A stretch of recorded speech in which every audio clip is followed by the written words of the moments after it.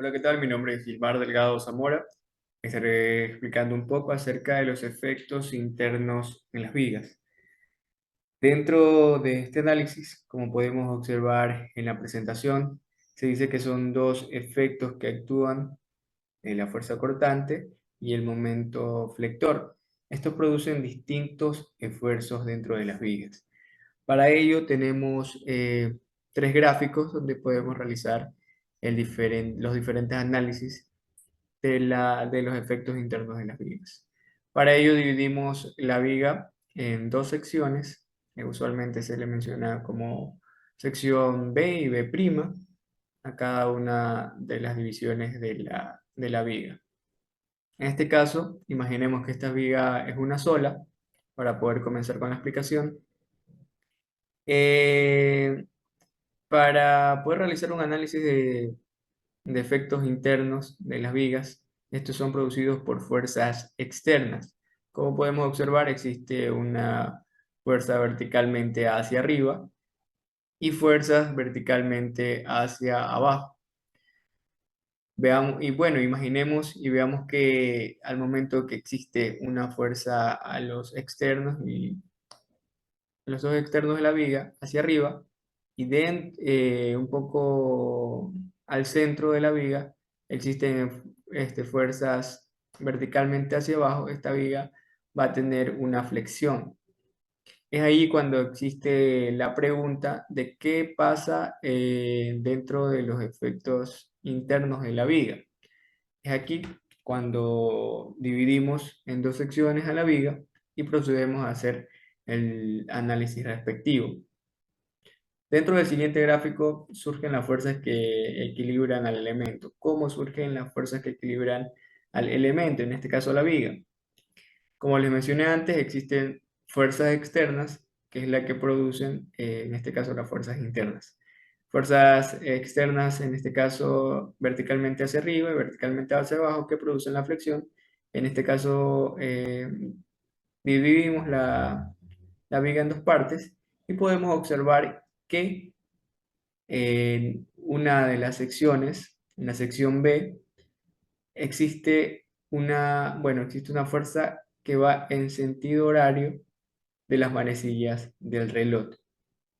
En la otra sección de la viga existe un sentido antihorario. Es aquí que cuando se crea el equilibrio del elemento, el equilibrio de la viga, para que ésta se pueda, en este caso, sostener. Como podemos observar dentro del gráfico, por ejemplo, la viga primera, la liga B, está en sentido horario y la viga B' está en sentido antihorario. Aquí cuando existe el momento flector, como se llama. Podemos citar también estudiar la fuerza cortante, es cuando existe obviamente fuerzas externas, una fuerza verticalmente hacia arriba y en otra sección una fuerza verticalmente hacia abajo. De manera lógica, podemos imaginar que una viga va a estar un poco más arriba que la otra viga, pero así sea que no esté dividida la viga, siempre va a existir estas dos fuerzas, por ejemplo, una vertical hacia arriba y una vertical hacia abajo. Y es aquí también cuando se produce la duda, ¿qué pasa dentro de las fuerzas internas?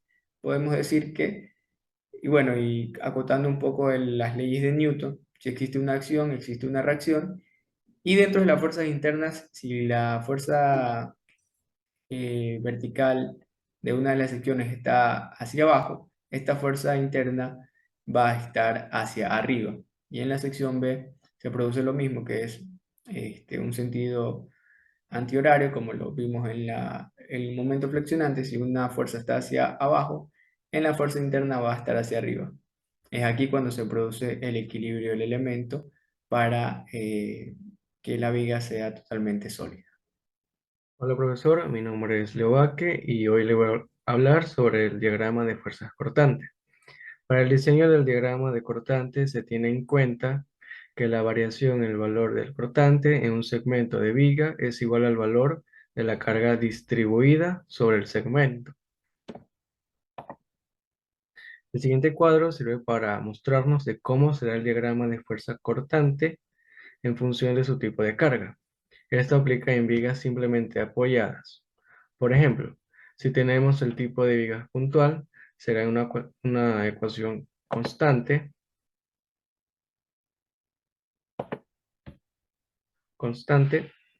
y el diagrama será una línea recta, es decir, de un punto a otro de manera constante, tal como está aquí.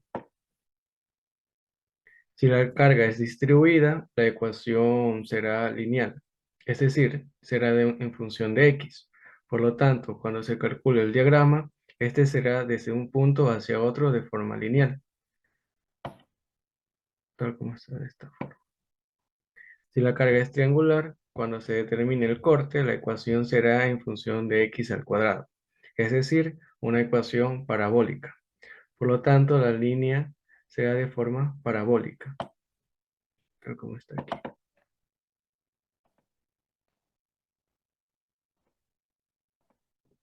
Ahora vemos este ejemplo.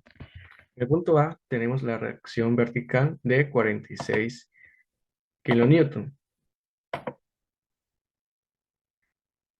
Esto genera una discontinuidad positiva, es decir, hacia arriba. Por lo tanto, el cortante en A será el mismo valor, 46.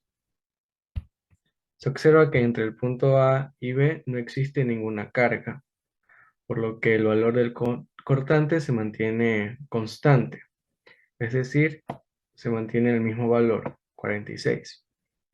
Ahora, en el punto B se hace la diferencia entre el valor del cortante tanto a la izquierda como a la derecha debido a la presencia de la carga puntual de 60 kN, que genera una discontinuidad negativa en el diagrama. Entonces, restamos 46 menos 60 kN nos da un valor de menos 14 kN, que es el que está acá.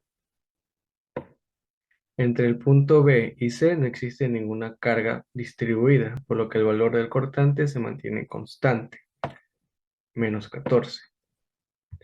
Entre el punto C y D se encuentra la carga uniformemente distribuida de 25 kN, por lo que esto afecta el cálculo del cortante en D. Es de tomar en cuenta que la dirección de la carga es negativa, o sea, va a ir hacia abajo. Entonces realizamos los debidos cálculos, en los que se resta menos 14 menos 25 por 2 nos da un valor de menos 64 kilonewtons. Finalmente, verificamos el procedimiento y notamos que la reacción en D hace que cierre el diagrama. Podemos verificar que menos 64 más 64 nos da un valor de 0. Con esto concluimos en el diagrama de fuerza cortante. Diagrama de momento flector. Los momentos de flexión ocurren cuando se aplica una fuerza a una distancia dada de un punto de referencia, causando una deformación-efecto. En los términos más simples, un momento flector es básicamente una fuerza que hace que algo se doble. La fuerza cortante se toma positiva por encima del eje de referencia. En cambio, los valores del momento flector se consideran positivos por debajo del eje de referencia, es decir, los diagramas se trazan por el lado de la tracción. En el diagrama se observa claramente si el momento flector es negativo, es decir, cuando se produce una curvatura convexa en una parte de la estructura o en un movimiento positivo es cuando se produce una curvatura cóncava. Para calcular el diagrama de momento flector se inicia calculando el área del diagrama de la cortante. Este gráfico que podemos ver aquí es la cortante. Se observa que en el tramo AB y en el tramo BC se forman dos rectángulos y en el tramo CD se forma un trapecio. En este caso, para hallar el momento lo vamos a hacer por el método de las áreas.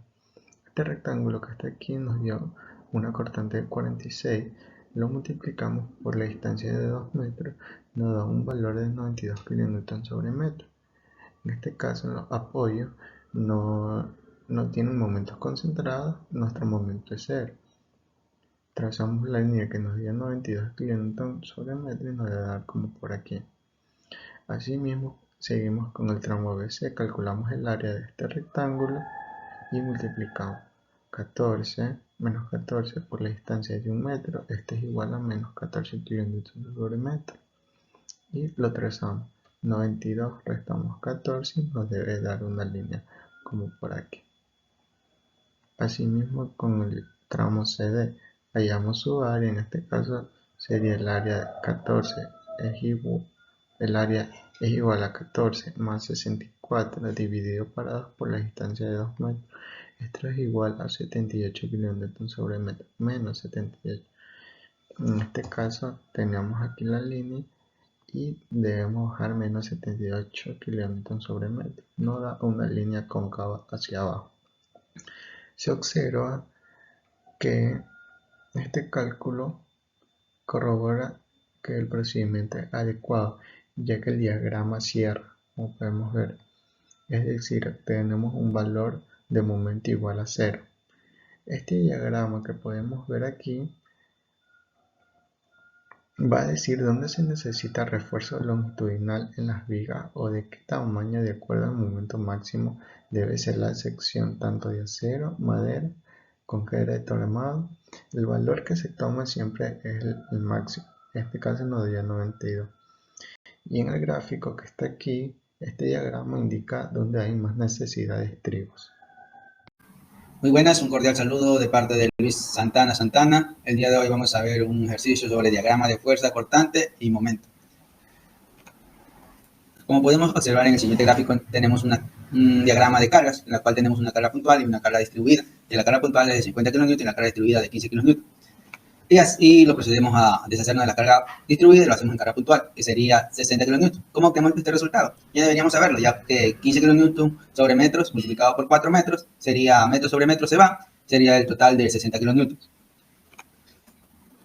Bueno, ahora necesitamos calcular la reacción en BY y AY.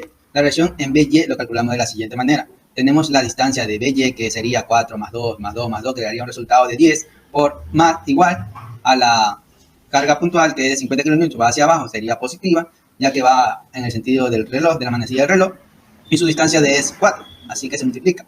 Más que también su carga es positiva, porque va hacia abajo, y sería 60 sobre su distancia, que es 8. Y el resultado daría BY sobre 68 kN. Asimismo, sacamos la reacción de AY, es igual a 50 más 60 menos 68. Daría menos 68 porque su carga es hacia arriba y estaría a lo contrario de la manecilla del reloj. Y este cálculo nos daría de 42 kN. Así que la reacción de AY sería 42 kN. Ahora sí, la parte que nos interesa es cómo graficar el diagrama de momento cortante y de fuerza cortante y el de momento. Que aquí podemos ver en la parte superior el diagrama de fuerza cortante y el diagrama de momento en la parte inferior. Bueno, para calcular el diagrama de fuerza cortante tenemos que aquí AY es igual a 42, es decir, una fuerza que sube. Así que la primera sería 42 kN. Luego podemos ver que la carga puntual es de 50 kN, así que esta bajaría. Y 42 menos 50 sería menos 8. Menos 8 kN sería negativo porque va hacia abajo, ya lo dije. Bueno, en la siguiente tenemos la carga distribuida, que sería 15 por 4, sería un total de 60. Así que 60, como va hacia abajo es negativo, menos 8 daría el resultado de 68 kN. Como podemos observar, menos 68 más la fuerza de BY, que es 68, el resultado daría 0. Así que estaría hecha el diagrama de fuerza cortante. Ahora pasaríamos en el de momento. Aquí es calculando el área de cada parte. Por ejemplo, aquí la altura de 42 kN y su base es 4. Se multiplicaría y daría 168 kN por metro. Asimismo, en la siguiente parte, sería a la altura menos 8 y su base 2, que daría el resultado de 16. Eso se restaría a 168 y el resultado daría 152 kN por metro. Y ahora, en la siguiente ya sería un cálculo totalmente diferente porque ya tenemos dos figuras, que es un triángulo y un rectángulo. En cambio, en la otra solo era un rectángulo. Y lo haríamos de la siguiente manera. Aquí ya tengo dividida lo que es las dos figuras, que ya conocemos que la altura del rectángulo es de 8 Y para encontrar la altura del triángulo era 68 menos 8, que el resultado daría 60. Ahora calculemos la área del triángulo, que 60 por 4 sobre 2 es igual a 120. Y ahí, como lo hemos hecho antes, la altura, la área del cuadrado, que es 8 por 4, el resultado daría 32. Sumaríamos esto de 120 más 32, el resultado daría 152. Podemos notar claramente que nuestro gráfico anterior era 52 kilonewtons menos metros. Así que esto se restaría 152, quedaría un total de 0. Bueno, eso ha sido todo y muchas gracias. Analizar las relaciones entre las fuerzas internas y externas, se llega a la conclusión de que la pendiente de la función Bx en un punto es la intensidad de la carga distribuida en ese punto, y que la derivada de Mx es la intensidad de la fuerza cortante. Todo esto teniendo las reacciones y momentos externos. En base a lo analizado, podemos decir que tanto el cálculo en vigas como sus reacciones a la hora de someterle a una fuerza son de importancia al momento de diseñar estructuras, ya que es la base para poder tener una idea de la potencia que puede soportar nuestra viga, si es resistente a la presión que se le vaya a aplicar o si necesita algún tipo de soporte al instante de calcular su resistencia. Es importante tener presente que después de obtener las deformaciones unitarias normales, se puede obtener los esfuerzos que actúan perpendiculares a la sección transversal de un elemento sometido a flexión. Además, antes de definir los esfuerzos debido a la flexión, conviene recordar las suposiciones hechas para la expresión que los define y que se deduce sea valedera. De la misma manera, se estima que el efecto flexionante en cualquier sección se expresa como momento flexionante M, el cual es la suma de los momentos de todas las fuerzas que actúan hacia la izquierda de la sección. Los esfuerzos inducidos por un momento flexionante pueden denominarse esfuerzos flexionantes. Y para que exista equilibrio, la resultante de las fuerzas tensivas T debe siempre ser igual a la resultante de las fuerzas comprensivas C, siendo que las resultantes de los esfuerzos flexionantes en cualquier sección forman un par que es igual en magnitud al momento flexionante. Cuando no actúan ningunos otros esfuerzos que los flexionantes, se dice que existe una condición de flexión pura. La flexión pura se desarrolla bajo ciertas condiciones de carga. La flexión va acompañada por el corte transversal. La resultante de los esfuerzos cortantes a través de una sección transversal es igual al corte transversal total Y, el cual se computa con la suma algebraica de todas las fuerzas transversales hacia la izquierda o a la derecha de una sección. Por consiguiente, la acción flexionante de las vigas es frecuentemente denominada flexión. El término flexión se refiere a ensayos flexionantes de vigas sometidas a cargas transversales. Como punto considerable, se debe saber que una sección transversal de la viga, la línea a lo largo de la cual los esfuerzos flexionantes son cero, es llamada el eje neutro, y que la superficie que contiene los ejes neutros de las secciones consecutivas es la superficie neutra. Además, ocurre el lado de la viga en compresión, en compresión las fibras de la viga que se acorta, y sobre el lado en tensión se estira, y por ende o de esta forma la viga se flexiona o flambea en una dirección normal a la superficie neutra, tornándose cóncava del lado en compresión, o sea, flexionándose del lado en compresión. Como último punto, se ha establecido por muchas observaciones que en la flexión pura las deformaciones son proporcionales a la distancia desde el eje neutro. A la vez, se dice que el alargamiento o acortamiento de la fibra en cualquier tramo de la viga, dado sobre el cual el momento es constante, dividido por ese tramo de la deformación unitaria en la fibra, y que si los esfuerzos son proporcionales a las deformaciones, la variación del esfuerzo a través de una sección es lineal, sumando los momentos de los esfuerzos alrededor del eje neutro. Muchas gracias.